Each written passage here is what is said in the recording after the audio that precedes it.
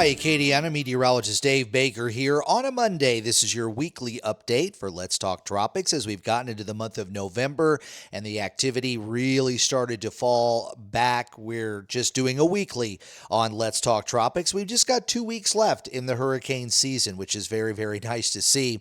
Fortunately, here along the Gulf Coast, we didn't have anything to worry about all season long, but of course, we did have some pretty big hurricanes, including 3 Category 5s and 1 Category 4 hurricane. So we were above normal when it came to our major hurricanes, because we also had a Category 2 that was out there. But we had a lot of 5 hurricanes and 4 of those becoming major hurricanes. So pretty quiet out there this time around. Good news here, all the fog that we had earlier today has now kind of fallen apart, so we've got much better visibility on our roadways and our area beaches here along the northern Gulf Coast. It's a very warm November day as we're expecting temperatures to climb back into the 80s across much of the Gulf Coast. Over toward Orange Beach and Dauphin Island, looking good. Fog burning off. Looks like the fog's burned off over at Cocodrie as well. And as we go over toward the west, we've got some low cloudiness still hanging on over Texas as the low-level moisture starts to make a return ahead of the next system that's going to be coming through here a little bit later on this week. As far as your offshore conditions, outside of some of the fog that we had earlier on, really isn't going to be too bad of a day. Light breezes out of the south or southeast at 5 to 10 knots and seas running about 1 to 2 feet. There's a look at the radar for the late morning, early afternoon hours, and ridge of high pressure aloft is really kind of squashing down on the lower parts of the atmosphere. So even though we're getting some good low-level moisture that's coming in the form of some higher humidity there off the Gulf waters, that ridge of high pressure that's aloft is preventing a lot of the lift, so we're not getting any showers or thunderstorms. So as we look at the Gulf waters, really not a bad day. Again, we had a lot of fog over land, but that is quickly dissipating, and we should get back to partly to mostly sunny skies later on.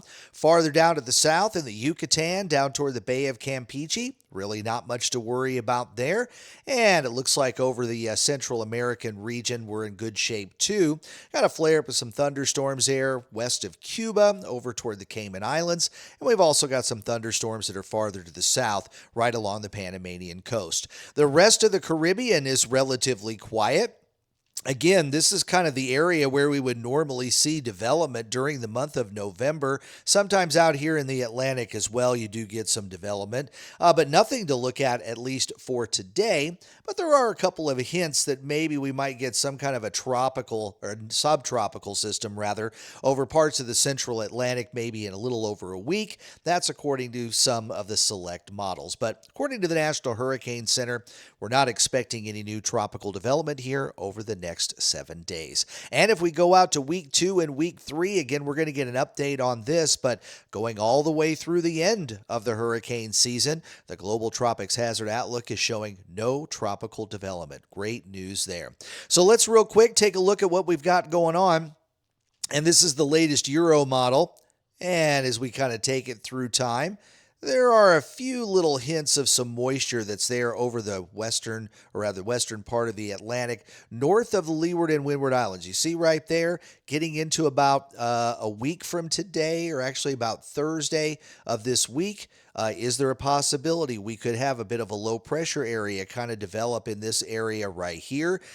At this point, if this were something that were to develop and move off toward the northeast, it would likely be a subtropical system, but it could still get a name. And if it does, that would take us up to 14 named storms, which would be right on target for average for a hurricane season. We've had 13 so far.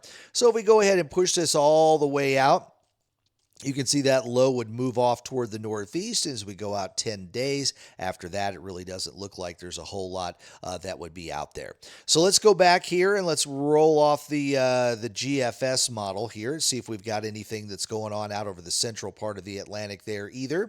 And as we go through time, again, you see a little bit of moisture gathering there over the central part of the Atlantic, right about in that particular area. That's where the Euro was trying to get at least a low pressure area to develop, and it looks like the GFS wants to do kind of the same thing. So it may be a strong low pressure area, but it also might be what we would call a subtropical system or a hybrid, kind of halfway between tropical and a regular old low pressure area. But then after that, as we start to get out beyond maybe 9 or 10 days, much of the tropics really starts to dry out, and you don't see a whole lot of activity out there as we go out to that 10-day period.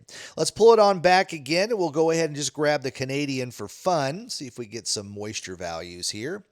And we'll look at that one right there so we get kind of show where the moisture is. And you see that moisture again gathering there over the central part of the Atlantic, and very similar to what we were seeing with the GFS and the Euro, you do get a bit of a low pressure area to try to develop there, kind of east of Bermuda. Might be a subtropical system that could ramp up as it moves farther out into the Atlantic. But taking the Euro model all the way out to the 10-day period, you get a little bit more moisture gathering over the Gulf waters, but nothing tropical in nature there, and we shouldn't have any problems. So at least locally, we won't see anything developing, but there is the potential that we might be able to see something perhaps develop here out over the central Atlantic. That would not be that unusual for the month of November.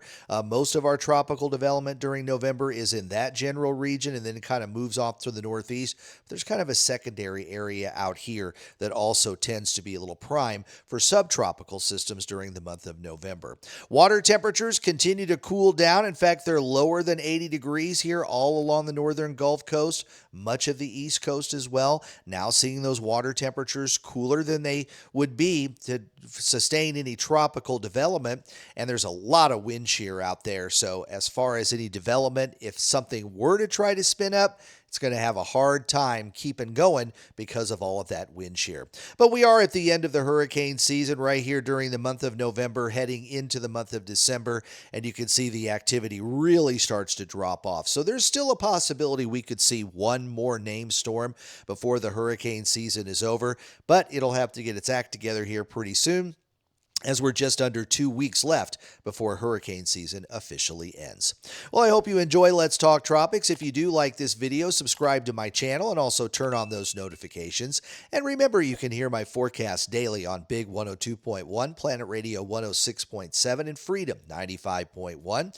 You can also catch me on TV again. I was over at WBRZ this morning. I'm going to be back there on Friday for Tune In, 5 a.m. and their noon show, and then I'll be there for the weekend. We have a show on Saturday at 10 a.m., Sunday at 9 a.m. If you don't catch us Channel 2 on your TV, there's a link below in the description, and you can watch the live stream.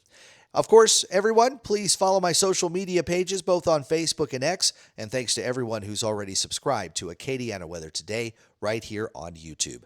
I'm Meteorologist Dave Baker. Have yourself a great Monday, and I'll see you on Tuesday for Acadiana Weather Today.